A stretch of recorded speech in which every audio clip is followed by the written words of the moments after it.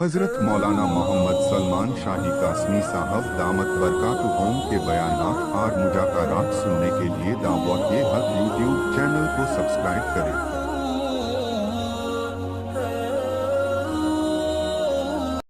چہل سبق ہمارے بچپن میں فارسی زبان میں ایک کتاب ہے جس میں کہانیاں ہوتی ہیں، کہانیوں کے ذریعے سے عقائد سمجھائے جاتے ہیں۔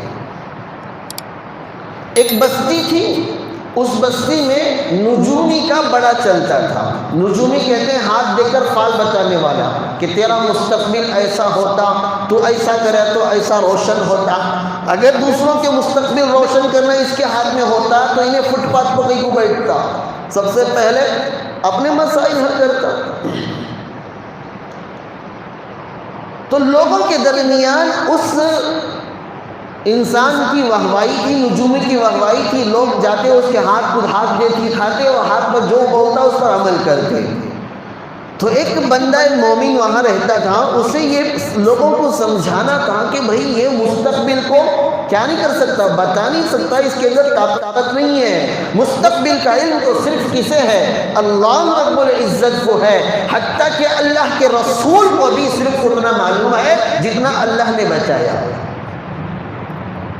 اللہ کے رسول صلی اللہ علیہ وسلم کو بھی مستقبل کی چیزیں اتنی ہی معلوم تھی جتنی اللہ نے بتایا، اس کے آگے کا اللہ کے رسول کو بھی علم نہیں تھا۔ جب اللہ کے رسول کو مستقبل کی معلومات نہیں تھی، صرف اتنی معلوم تھی جتنا اللہ بتانا چاہتا تھا۔ بہت ساری باتیں ہمیں معلوم ہیں، لیکن اتنی ہی معلوم ہے جتنا کہ صحابہ نے اولیاء اللہ نے ہمیں بتایا۔ اس کے علاوہ بہت ساری باتیں ہیں، اور صحابہ نے جتنی بتائی اللہ کے رسول نے انہیں اتنا ہی بتایا، اس لیے وہ خود اتنا بتائے۔ اور اللہ کے رسول نے صحابہ کو صرف اتنا بتایا جتنا جبرائیل نے بتایا اور اللہ نے بتایا۔ اور اللہ تعالیٰ کو سب کچھ معلوم ہے، لیکن حکمت کی وجہ سے اس نے سب کچھ چھپا کے رکھا۔ تو میرے بھائیوں، وہ مرد مومن، اس کے اندر شوق پیدا ہوا، جذبہ پیدا ہوا کہ یہ بھٹکے ہوئے مسلمانوں کو کسی بھی طریقے سے کیا کرنا ہوگا، راستے پر لانا ہوگا۔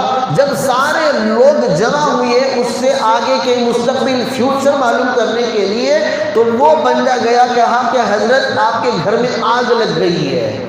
اب جیسے ہی بتانا تھا، سارے لوگوں کو چھوڑا، یہ بھاگ کھڑا ہوا۔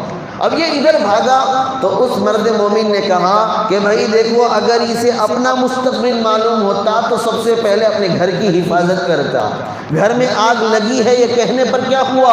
اسے خود معلوم نہیں تھا کہ میرے گھر میں آگ لگی ہے یا نہیں لگی ہے، اسے اس کا علم نہیں ہے، اپنی ذات کی معلومات اسے نہیں ہے، تمہارے مستقبل، تمہارے فیوچر کو یہ کیسے بتائے گا؟ اب جا کر دیکھا تو گھر پر کوئی آگ واگ لگی نہیں ہے۔ واپس آیا تو پھر لوگوں نے کہا کہ حضرت جب آپ کو آپ کے مستقبل کا معلوم نہیں، ہمارے مستقبل کا آپ کو کیسے معلوم؟ اس کے ذریعے سے عقیدے کو کیا کیا گیا؟ عقائد کو سمجھایا گیا کہ اللہ کے علاوہ کوئی مستقبل فیوچر کو جانتا نہیں ہے، بس اللہ کسی کو کچھ دے دیتا ہے، اس کچھ کے معلوم ہونے کی وجہ سے سمجھتے ہیں میں بہت کچھ ہوں۔ جملہ اچھا ہے نہیں؟ کچھ اللہ دیا تو وہ کچھ جان کر سب سمجھتے ہیں کہ میں سب کچھ ہوں، حالانکہ یہ کچھ بھی نہیں ہے۔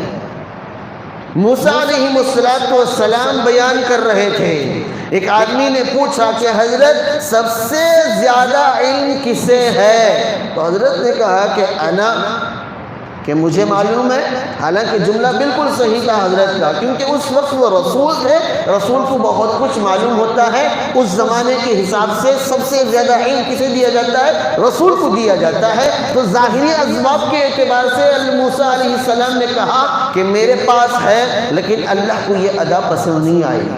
کہا کہ بھائی سب کچھ تم نے معلوم کیا، چلو ہمارے بندے کے پاس جاؤ، ایک بندہ ہے جو تمہارے سے زیادہ جانتا۔ حضرت خضر علیہ السلام کے پاس انہیں جانا پڑا۔ یہ واقعہ سب کو معلوم ہے کہ حضرت پورا واقعہ بولنے کی ضرورت نہیں، اشارہ کر ڈالنا اور تاج بسنا پورا ہمیں بولتی واقعہ، ایسے لوگ بھی ہیں ہمارے اندر۔ تو میرے بھائیوں سب کچھ معلومات کسے ہے؟ صرف اللہ کی ذات کو ہے۔ اگر مسائل میں گھرے ہوئے ہیں، پریشان ہیں، تو بجائے کسی ادھر ادھر منہ مارنے کے براہ راست اللہ کے دربار میں آ جاؤ، اللہ سے کہو کہ اللہ تجھے تو معلوم ہے میں مسائل میں گھرا ہوا ہوں، اور میں مسائل میں گھرا ہوا ہوں، مجھے نکالے گا بھی تو ہی، تیرے علاوہ کوئی مجھے اس مصیبت سے نکال نہیں سکتا۔ جب اللہ کو سنائیں گے، اللہ کہتا ہے کہ ہاں میں ہی وہ ذات ہوں جو مسائل پیدا بھی کرتا ہوں اور مسائل سے نکالتا بھی ہوں۔